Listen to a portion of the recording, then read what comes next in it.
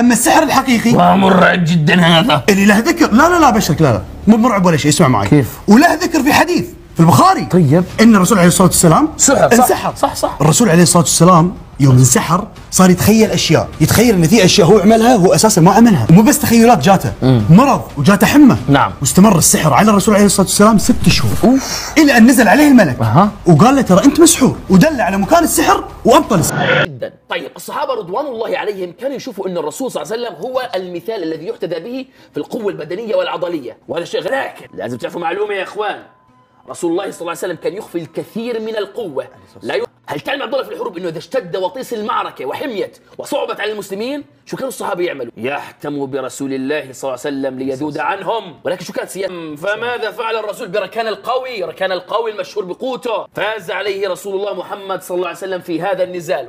ملك الروم يوما ما أرسل إلى معاوية بن أبي سفيان وقد كان خليفة المسلمين، أرسل له معاوية. كثير من الصحابة اشتهروا بقوتهم البدنية والعضلية والجسدية، مثل سيدنا عمر بن الخطاب وسيدنا علي بن أبي طالب كرم الله وجهه، وحمزة بن عبد المطلب وخالد بن الوليد والكثير غيرهم.